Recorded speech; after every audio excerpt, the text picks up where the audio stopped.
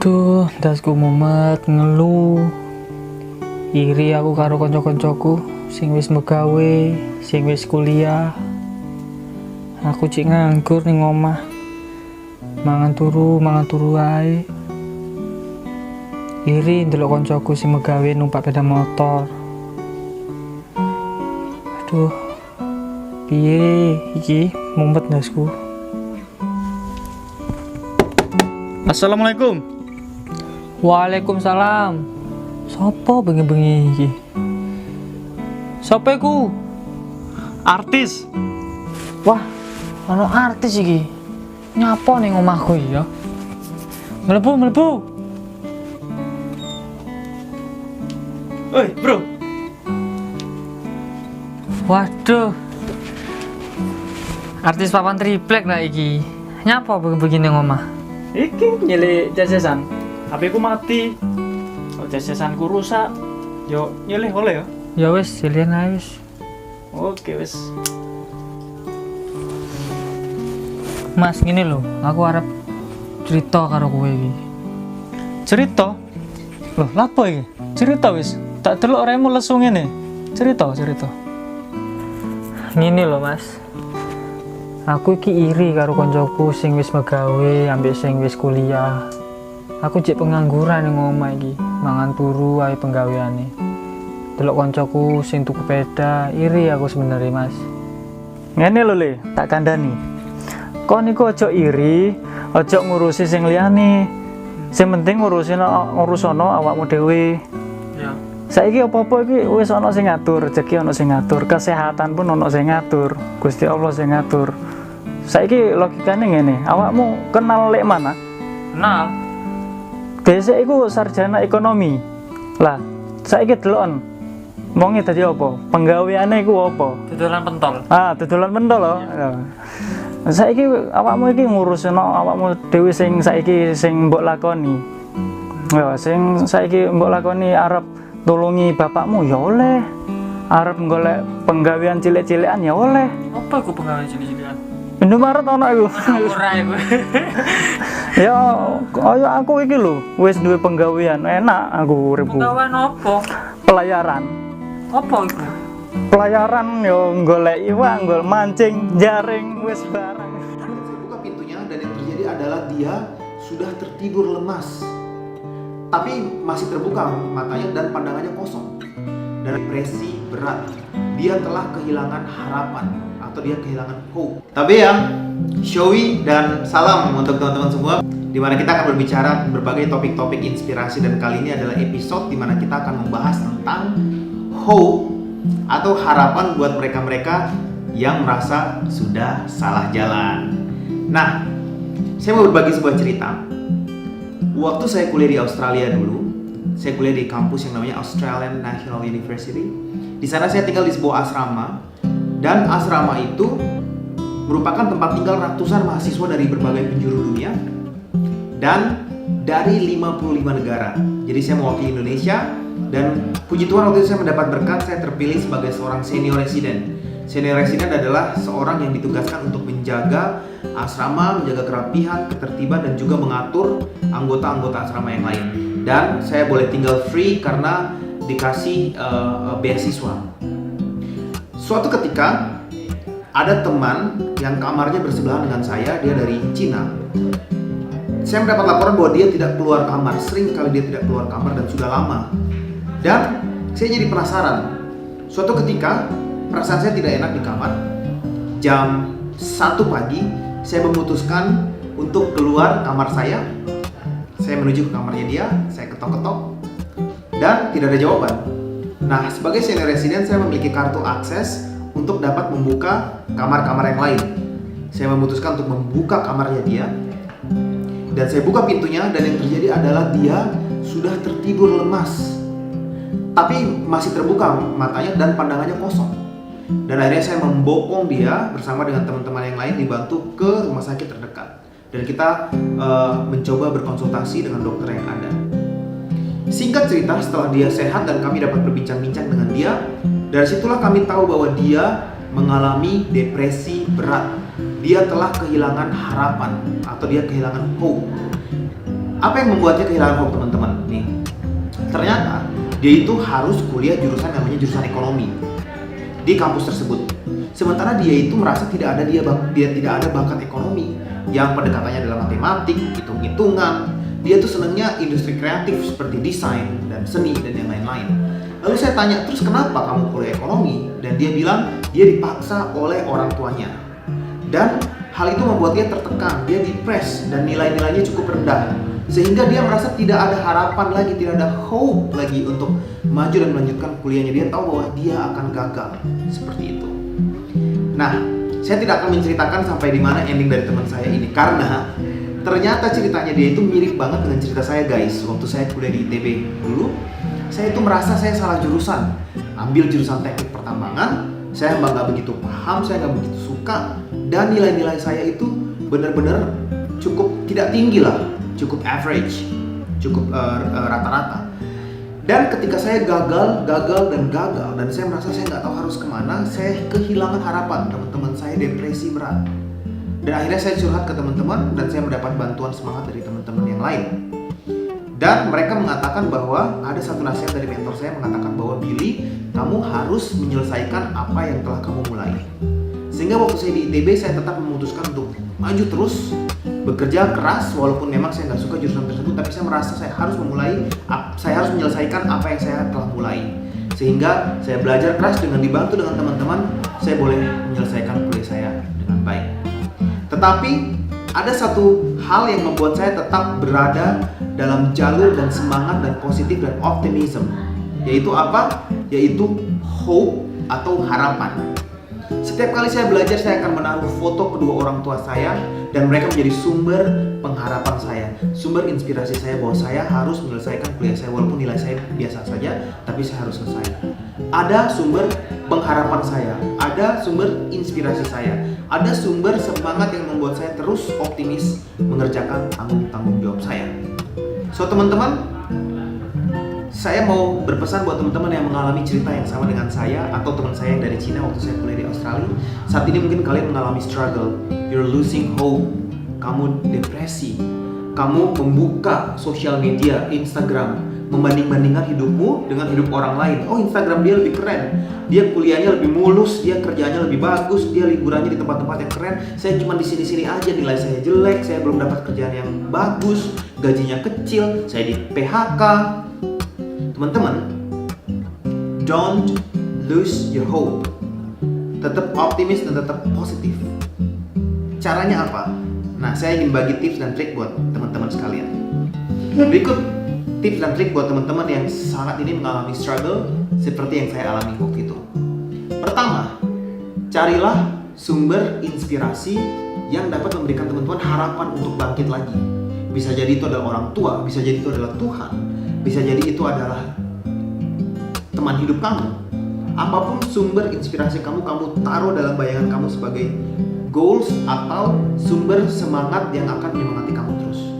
Yang kedua, kamu bergaul dengan teman-teman yang optimis dan positif juga. Ketika kita sudah terpuruk dan jatuh, jangan malah bergaul lagi dengan mereka yang terus memberikan pesimisme, terus memberikan negatif statements yang membuat kita kita menjadi tambah depressed dan jatuh. Keluar bertemanlah dengan mereka yang memberikan optimism dan hope. Yang ketiga, terbukalah dan minta bantuan ketika teman-teman butuh bantuan. Jangan mengunci dirimu sendiri di kamar, jangan mengunci dirimu sendiri di rumah dan tidak meminta bantuan orang lain. Keluar, berdiskusi, berbicara dengan orang lain dan minta bantuan dari mereka. Dan yang terakhir adalah bekerja lebih keras lagi, bekerja terus lebih keras lagi, jangan menyerah, jangan sama sekali jatuh, terjerembab. Don't lose your hope. And saya yakin buat teman-teman, ketika teman-teman melakukan 4 hal yang tadi, maka teman-teman akan terus berada pada jalur yang tepat. Dan yang terakhir nih teman-teman, yang paling penting, jangan suka membanding-bandingkan hidup kita dengan hidup orang lain. Lewat sosial media, lewat Instagram, lewat Facebook. Duh, hidup dia lebih keren nih, hidup gue biasa aja nih. Nanti teman-teman depresi sendiri. Semua orang punya rezeki yang berbeda-beda. Semua orang punya zona waktu yang berbeda-beda. Saat ini mungkin orang itu sukses, kita belum. Tapi nanti kita akan dapat rezekinya sukses di masa dimana Tuhan telah menetapkan masa tersebut. So jangan suka membanding-bandingkan. Forget it. Enjoy your life. Stay positive and stay optimist. Terakhir, puisi yang baru saya tulis beberapa menit yang lalu semoga dapat menginspirasi semua yang mendengar hari ini yang juga mengalami struggle yang sama, kehilangan harapan, depresi, dan merasa butuh energi untuk bangkit lagi. Ketika kamu merasa tak ada daya, terjebak dalam jalan hidup yang salah. Ketika semesta dan sekitar sinis, memandang penuh pesimis. Ketika kamu merasa bahwa jalanmu sudah tak ada asa, pilihanmu hanya dua. Jatuh lunglai atau bangkit dan berjuang. Tak perlu menyesal panjang, membuat energimu terserap dan badan terjerembab. Pejuang sejati akan memilih untuk maju dan melawan dirinya sendiri. Pejuang sejati akan acuh terhadap kata-kata pesimis sekitar, berpegang pada harap, terus tegap tak bertangguh, dan berkata, harapku akan membawaku terbang tinggi. So guys, terima kasih sudah mendengar hari ini. Stay positive, stay optimis ya. Dan sampai ketemu di episode berikutnya. Salam. Hai, assalamualaikum teman-teman. Apa kabarnya nih hari ini? Oh iya, kali ini kita akan membahas tentang perencanaan karir.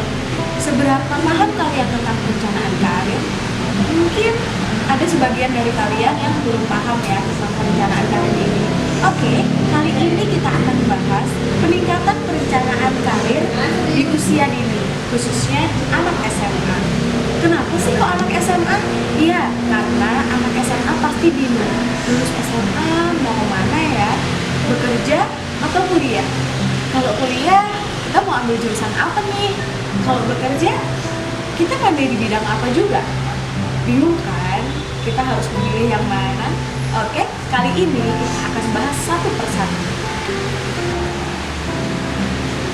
Nah, sebelum kita bahas tentang perencanaan karir lebih mendalam, sebentar lagi akan ada penjelasan tentang apa yang dimaksud dengan perencanaan karir. Apa sih pentingnya perencanaan karir untuk kita dan bagaimana langkah-langkah menuju perencanaan karir? Baik, kita akan simak penjelasannya berikut ini. Nah, yang pertama, sebelum kalian belajar tentang perencanaan karir, kalian itu harus tahu dulu apa sih karir itu. Nah, maksudnya di sini itu pekerjaan. Kita itu bekerja di suatu perusahaan dan kita akan mendapatkan imbalan dari perusahaan tersebut. Tetapi kalau karir, impian kita, ambisi kita, cita-cita kita raih dengan usaha, dan itu memerlukan waktu yang cukup panjang, bahkan bisa seumur hidup. Jadi sebagai orang yang sudah menentukan karirnya, dia akan meluangkan gagasan yang dimilikinya dan dia akan bekerja keras dalam meraihnya, meskipun itu dia susah, ada masalah di tengah-tengahnya, tapi dia tetap enjoy. Jadi tadi kalian udah tahu kan definisi karir itu seperti apa? Sekarang kalian tahu nggak pengertian perencanaan karir? Jadi perencanaan karir itu merupakan suatu proses individu dalam mengidentifikasi atau membuat rancangan karir di masa yang akan datang. Selain itu bisa diartikan bahwa perencanaan karir merupakan suatu proses di mana seorang pegawai, anggota organisasi, individu untuk merintis proses kenaikan pangkat atau jabatan yang sesuai dengan kemampuannya. Jadi seperti itulah pengertian dari karir dan perencanaan karir. Oke, selanjutnya kita akan membahas tentang apa sih pentingnya perencanaan karir sejak di bangku sekolah menengah ke atas. Individu yang sedang menempuh pendidikan di sekolah menengah atas merupakan individu yang masih dalam tahap perkembangan dalam perencanaan karir. Siswa sekolah menengah atas yang merupakan sekolah lanjutan tingkat atas adalah individu yang sudah dianggap dewasa dan dapat lebih siap untuk menghadapi dunia kerja ataupun karir. Menurut salah satu ahli, karakteristik perkembangan karir remaja sesuai dengan karakteristik perkembangan karir tahap eksplorasi. yaitu pada usia 15-24 tahun. Perencanaan karir yang sudah matang saat sekolah dapat membantu individu untuk lebih memahami dan mengenal bakat dan minat yang dimiliki. Kemampuan merencanakan karir perlu dimiliki oleh setiap individu, termasuk individu yang sedang menempuh pendidikan sekolah. Perencanaan karir yang dimiliki oleh siswa sangat berguna untuk pemilihan jenis studi lanjut dan pemilihan rencana pekerjaan. Upaya meningkatkan perencanaan karir siswa di sekolah bisa ditempuh melalui layanan bimbingan konseling. Risiko yang akan timbul apabila individu tidak memiliki perencanaan karir sejak di bangku sekolah menengah atas yaitu lebih besarnya kemungkinan lulusan sekolah menengah atas yang salah memilih jurusan dan pekerjaan. Nah, itu tadi mengapa pentingnya perencanaan karir dilakukan sejak di bangku sekolah menengah ke atas. Jadi selanjutnya, bagaimana sih langkah-langkah penyusunan perencanaan karir? Jadi penyusunannya yang pertama, menyusun visi misi, menilai atau mengenali diri sendiri, mengeksplor pilihan karir, membangun rencana karir, membuat peta karir, mengimplementasikan rencana karir, dan evaluasi. Nah, yang pertama, menyusun visi dan misi. Visi umumnya dilihat sebagai gambaran masa depan. Visi adalah cita-cita, impian yang ingin dicapai seseorang di masa yang akan datang. Seseorang yang mempunyai cita-cita dalam hidup dan berusaha merealisasikannya adalah seseorang yang mengetahui arah akan tujuan hidupnya. Yang kedua, menilai diri sendiri atau mengenal diri sendiri. Penilaian diri sendiri atau mengenal diri sendiri berarti teman-teman menganalisis diri sendiri mengenai keterampilan, minat, nilai-nilai, dan atribut diri sendiri. Analisis ini juga untuk mengetahui kekuatan diri, kelemahan diri, serta peluang dan ancaman terhadap diri dan inisiatif strategi yang dapat membantu teman-teman menemukan dan mengatur hal yang diperlukan untuk menjelajahi dunia kerja. Selanjutnya, mengeksplor pilihan karir. Jadi, setelah teman-teman melakukan penilaian atas diri sendiri, maka langkah selanjutnya teman-teman harus mengeksplor atau mencari karir yang sesuai untuk teman-teman. Jadi, karir ini teman-teman harus punya beberapa pilihan, tidak harus satu ya. Selanjutnya, teman-teman harus mengupdate atau mencari informasi dari peluang karir di masa depan. Misal 5-10 tahun ke depan, apa sih karir yang menjanjikan dan sesuai dengan diri teman-teman di luar sana? Mencari tahu informasi tentang karir yang ingin teman-teman tuju yang menyangkut hal-hal seperti tugas-tugas yang harus dilakukan dalam suatu jenis pekerjaan, persyaratan kerja, standar ilmu pengetahuan dan pendidikan, pelatihan seperti apa sih yang dilakukan, serta mempertimbangkan alternatif pilihan karir dan dampaknya baik secara fisik, intelektual, dan emosional. Selanjutnya, membangun rencana karir, yaitu teman-teman memilih karir yang teman-teman inginkan, namun harus tetap sesuai dengan passion teman-teman ya. Selanjutnya, membuat peta karir.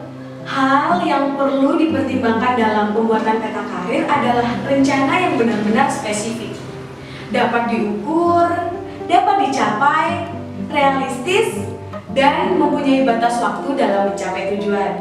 Misalnya, peta karir yang dibuat dalam waktu 6 bulan ke depan atau 1 tahun ke depan untuk mencapai target karir. Dalam hal ini tentunya memerlukan komitmen yang kuat, jadi teman-teman jangan pelin-pelan ya. Selanjutnya, mengimplementasikan rencana karir. Dalam mengimplementasikan rencana karir, teman-teman juga perlu memperhatikan saran dari orang tua, guru, teman, rekan, ataupun sahabat. Melihat tingkat pendidikan, meninjau dan mengembangkan keterampilan, serta disiplin dalam menjalankan rencana yang sudah dibuat. teman-teman, ini nih yang terakhir. Teman-teman harus melakukan evaluasi. Evaluasi bertujuan untuk meninjau perencanaan karir yang telah kita lakukan. Tahap evaluasi ini sebaiknya dilakukan bukan hanya setelah implementasi rencana karir ya, tetapi secara berkala atau bertahap dalam proses perencanaan karir. Supaya apa? Supaya teman-teman dapat memperbaiki apabila ada kesalahan. Nah, jadi itu tadi langkah atau tahap-tahap dalam penyusunan perencanaan karir. Bisa dipahami kan? Merencanakan karir merupakan suatu tahapan. Tahapan selanjutnya akan sangat ditentukan oleh tahapan sebelumnya. Siswa harus bisa melihat keseluruhan potensi diri, alternatif-alternatif pekerjaan yang mereka rasa cocok dan inginkan. Mind map merupakan salah satu metode yang akan sangat membantu siswa dalam melihat gambaran keseluruhan sehingga dapat merencanakan karir sesuai dengan kemampuan yang dimiliki.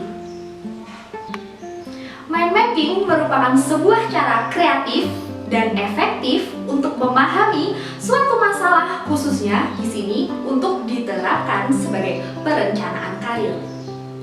Mind mapping dapat diproyeksikan dalam bentuk peta yang sejalan dengan sistem kerja otak.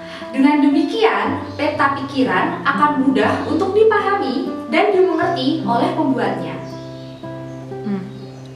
Mind mapping juga dapat membantu siswa berkreatif, membangkitkan ide-ide yang orisinal, dan fokus dalam memecahkan suatu masalah dengan berbagai sudut pandang, sehingga dapat memilih dan mengambil keputusan perencanaan karir yang tepat dan dapat dipertanggungjawabkan.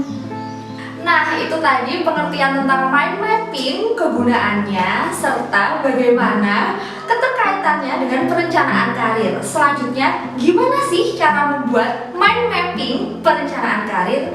Kalian harus menyiapkan bahan-bahannya seperti kertas kosong yang tak bergaris, pensil atau spidol, pensil warna, serta imajinasi dari kalian. Nah, apabila bahan-bahan dan peralatan sudah siap untuk membuat mind mapping, kalian harus mengikuti 3 tahapan cara membuat mind mapping perencanaan karir. Yang pertama yaitu mind mapping yang bertemakan This is myself. Mind mapping ini berisi tentang gambaran diri Anda seperti apa, dapat berisi seperti nama, hobi, cita-cita, minat, bakat, dan lain sebagainya. Seperti gambar setelah ini.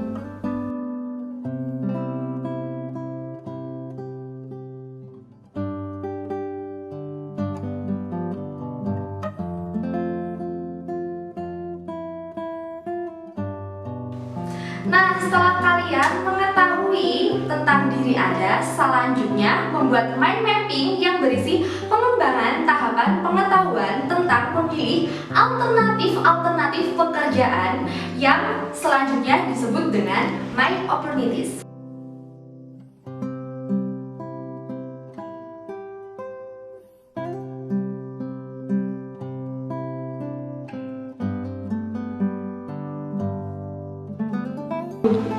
Nah, tahapan yang terakhir yaitu merupakan pengembangan tahapan kemampuan memilih satu pekerjaan yang paling cocok dan merencanakan langkah-langkah yang harus dilakukan. Nah, itu disebut dengan This is my choice.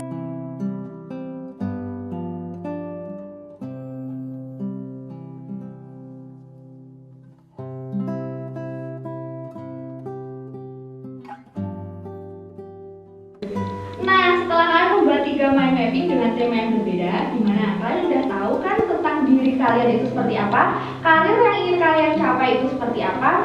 Nah, itu tadi salah satu metode atau cara untuk kalian yang berada di bangku sekolah menengah atas untuk bagaimana sih membuat perencanaan karir yang menyenangkan serta penuh dengan kreativitas, sehingga kalian mulai memilih gambaran tentang masa depan yang ingin kalian dapatkan. Jadi, tetap semangat! Gimana teman-teman? Udah tahu kan apa itu perencanaan karir? Apa itu pentingnya merencanakan karir sejak dini? Dan bagaimana langkah-langkah untuk menyusun perencanaan karir? Semoga kalian tidak lagi bingung untuk memilih mau kuliah atau mau bekerja ya.